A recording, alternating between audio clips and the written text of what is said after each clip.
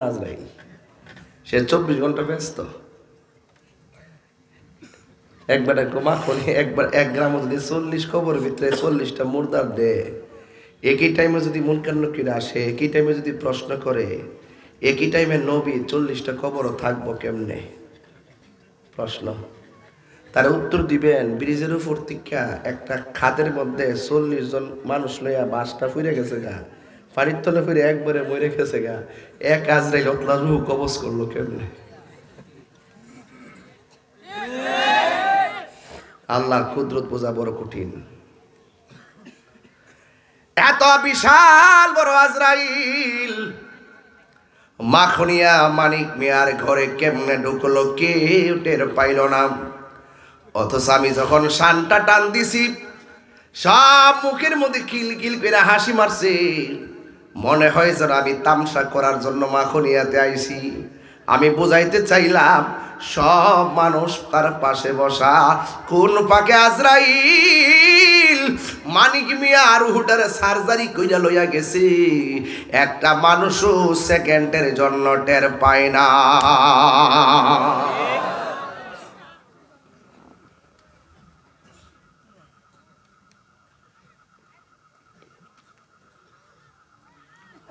আল্লাহ রাব্বুল আলামিন বলেন কাইফা তাকফুরুনা বিল্লাহি ওয়া কুনতুম আমওয়াতান ফাআহইয়াকুম সুম্মা ইউমীতুকুম সুম্মা ইউহয়ীকুম সুম্মা ইলাইহি তুরজাউন।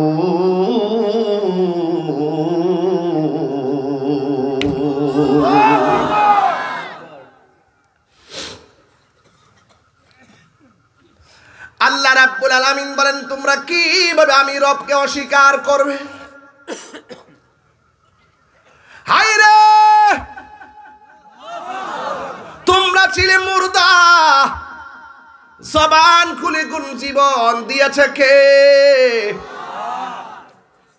আল্লাহ রাব্বুল আলামিন বলেন ফাবি আইয়ি আলাই রাব্বিকুমা তুকাযযিবান।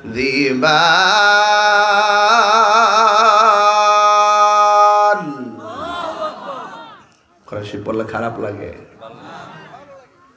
আপনি এলাকার মানুষ শান টান পছন্দ করেন, কিন্তু আমি যে ধাঁচে কথা বলতেছি ধাঁচগুলা খুব ভেঙ্গে ভেঙ্গে বলার চেষ্টা করতেছি, আপনারা যেন বুঝেন।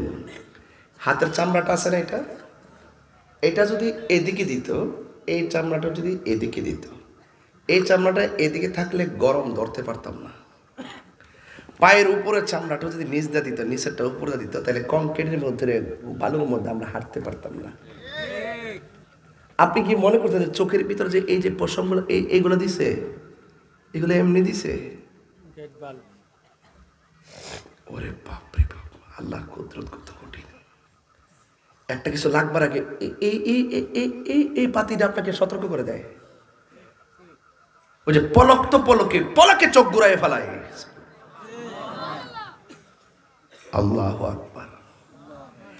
একটা সৃষ্টি আল্লাহ অনর্থক করেন নাই, প্রত্যেকটা সৃষ্টির পেছনে আল্লাহর যেমন হিকমত আছে, বান্দাদের কল্যাণ আছে। আল্লাহ রাব্বুল আলামিন বলেন তোমরা ছিলে মুর্দা, এক ফোঁটা পানি আমার আল্লাহ পানিটারে রক্তের টুকরা বানাইছে, ও রক্তের টুকরাটারে আমার আল্লাহ গোশতের টুকরা বানাইছে। গোশতের টুকরা থেকে আমার আল্লাহ মানবের দেহে প্রতিস্থাপন করতে যায় হাড্ডি হুড্ডি যেখানে যা লাগে সব বানায়া ভিতরে রূহ দিছে। ছোট্ট একটা বাচ্চা মার পেটের ভিতরে কেমনে ছিল, আলো কই বাতাস কই, শ্বাসটা ফালাইছে কেমনে, কি খাইলো আল্লাহ কেমনে রাখলো? এই জন্য আল্লাহ বান্দার সৃষ্টির তথ্য বলতে গিয়া কয় তোরা কেমনে আমি আল্লাহকে অস্বীকার করবি? তো আপনি পরওয়ারদিগার সে কোন কোন নিয়ামত সে মিটলাओगी, তুমি কোন কোন নিয়ামতকে অস্বীকার করবা না